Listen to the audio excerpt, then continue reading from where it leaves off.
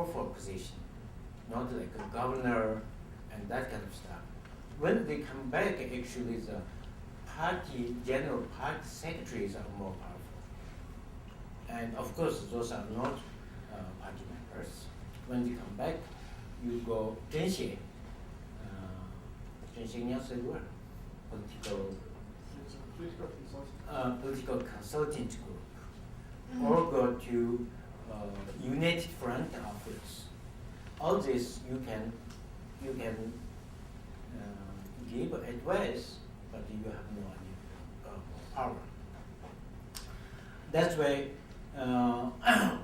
you don't have any power to Tibetan as an administration language.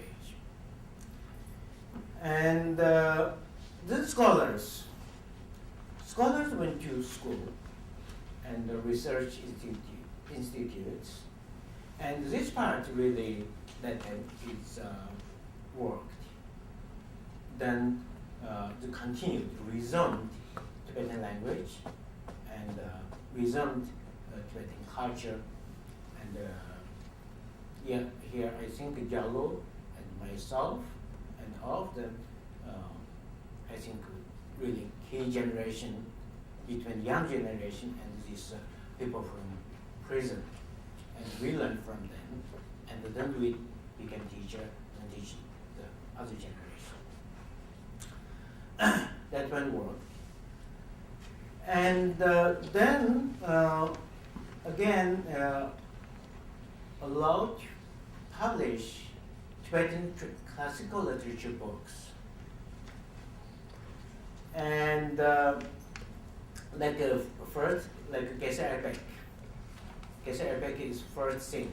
We these days still have to describe the feeling we first can hear Geshe Epic from the broadcast. It's really, that kind of feeling is something. Include Geshe and other Tibetan literature books, and still continuously publishing. And now, before I said Chinese administration government documents, the huge percentage, and these days, the Tibetan classical publication is the biggest percentage, and everywhere, and the official publications, personal publications, everywhere.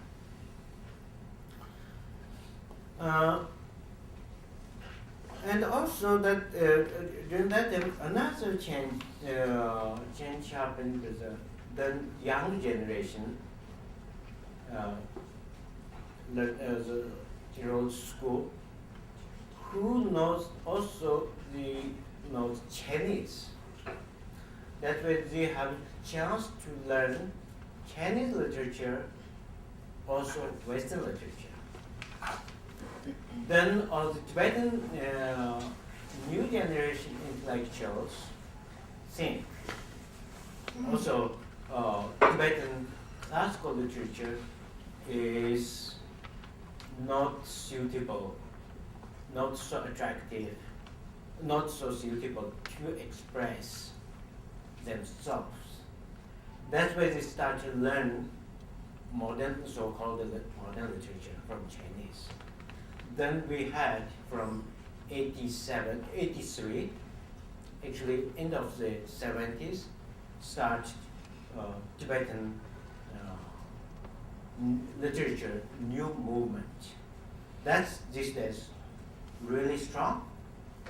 And the modern novel, short story, and free verse poems, all of them start in 80s, and still these days getting stronger, and more and more people, the writers come out.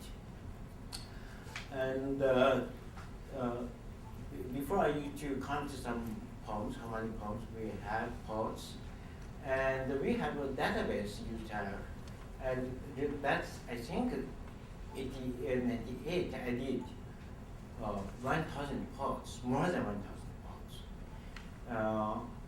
That means I think on our publication or writer's history, this time now is a peak, no more than that before. It's really huge number. And you can see over there what totally what shelf is modern selection.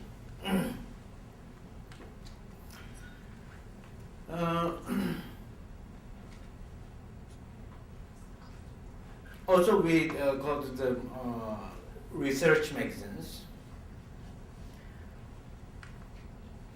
Yeah, and also this time something happened is that something like different before. Before, something translated into Tibetan, then everybody read it. Because most Tibetans they don't know Chinese. That's why you have to get the idea from that translation work. Also, this translation started by Chinese government. But after Cultural Revolution, still continue translating it, but few people read it. Because who need to read, who knows Chinese?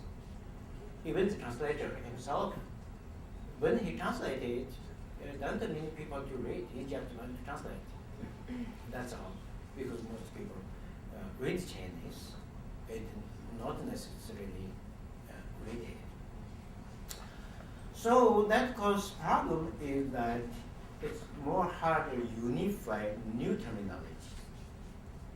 Then he knows Chinese, he can translate, she can translate. Then everybody disagree each other. Okay, I give a name, you give a name. And these days, even start to translate the Western, we have a big collection of Western literature translation.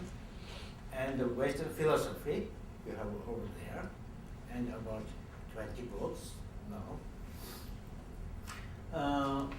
But if somebody knows Chinese, then easy to understand reading Chinese.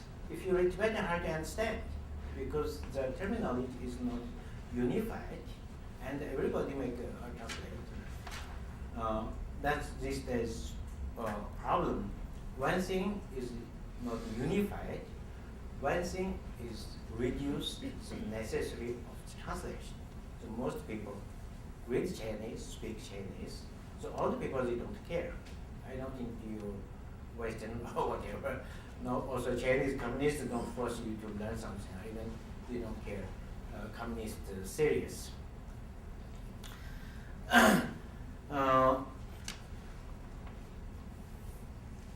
Then we had these days we have then new literature magazines. We about in our record, library record, official and unofficial, total more than 100 titles. That's a lot. And also individual publications, not official publications. A lot of publications these days. But these days is when, because young generation eager to, there's media and the chance and everything express themselves, and a lot of books come out. But these days, the literary critics say, these days, writers are more than readers. That's fine. The few people read and more people write.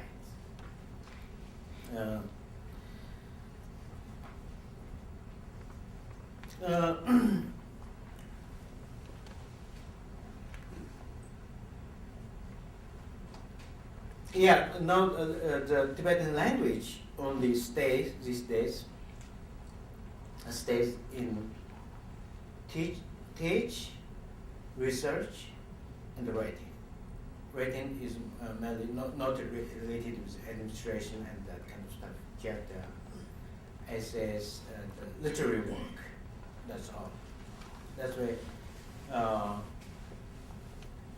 we can say pretty alive, this language alive, but powerless. That's this days situation, and all Tibetan leaders on the position, they know Chinese, and the Chinese are really good. And the high leaders are Chinese. That's why power is reduced, but more alive. That's these days. And now we take a look a little bit Tibetan in exile. I think here Tibetans, everybody here heard a statement made by His Holiness just recently in Tibetan Children's Village.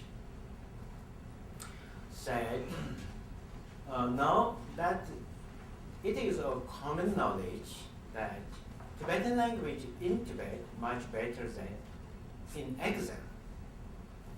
Yeah, that's just recently, last month, he made this statement. This is actually was true, clear, since 1979. It's clear. And but some way people didn't see it or not didn't want to see it. When start new arrival, new escapers went to India, then everybody feel little shocked. Why so few writers in exile? They have such good school system, and all of them educated, and that's a fact. Now, I think His Holiness for them said that, and that's now became clear. And now we don't, we look back, it's hard to say, but the people think way became like this. One thing, I said, in India, Tibetan schools,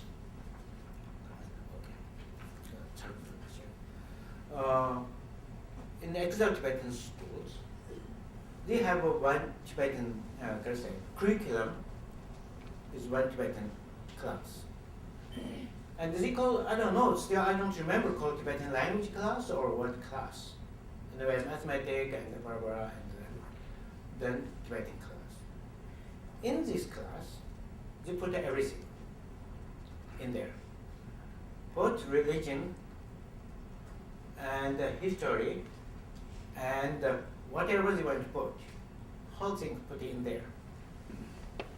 And debate, Tibetan philosophy, and religion history, and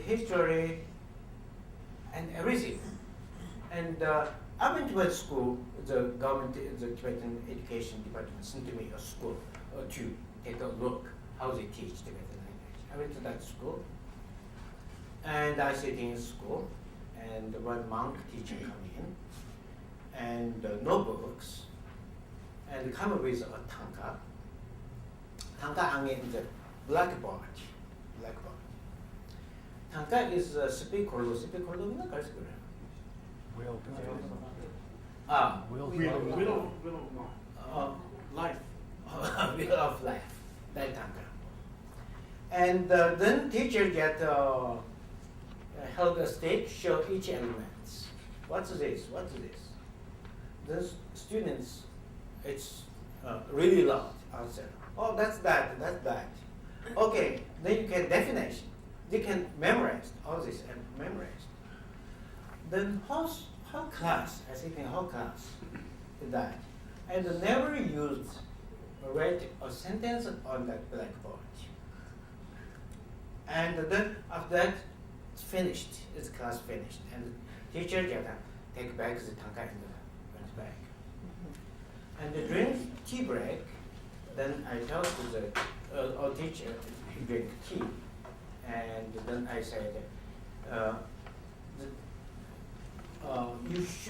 you should not, I asked him and with the teacher, you don't want to do something language teaching and let them how to write what they say and that kind of stuff. And this teacher said to me, he quoted one really ancient scholars, Pema Bhum. He said, "Zawazone yenla maturjis." They can say, Seize the root, but don't give up leaves or branches. "Zawatorne yenla ma." Yeah, give up root and houses branch, something like that. Means religion is root. The other things are branch. They have that kind of attitude. And then I come back to my hotel. I met some few students and asked them to read English to me. And then I asked them to, really simple, and they asked them to, I don't understand English, please could you write that into Tibetan? They can speak, they cannot write. And that's 88. Then, yeah, that means this school is focused on religion, Buddhist, the fear of lose religion too much. And secondly, also the way of teaching is old way in Lhasa. Aristocratic the Lhasa schools, all times teaching way. Like first, you write in the drawing, calligraphy class is so important in that system. And the more than you write a correct sentence, write a nice ka, and much important than write a really correct sentence, nice sentence. That also involved. That way, now really few people write in Excel. All publications produced by mostly Tibetans from Tibet, not from exiles, grew up in exile. That's one thing, and that's in Excel, and yeah, and then we have still a few minutes. Okay, now in Tibetan, there are new movements. One is publication movement, because computer is spread over, and that way most people have make a own book. You can write something, and something really funny. You feel nothing to read, but still you want to publish, and they can write. Then they can design a little book, publish. So we have a lot here. That way, everybody have chance and take knowledge and make a own book. That's one reason, computer. Secondly, is website, Tibetan website. These days there are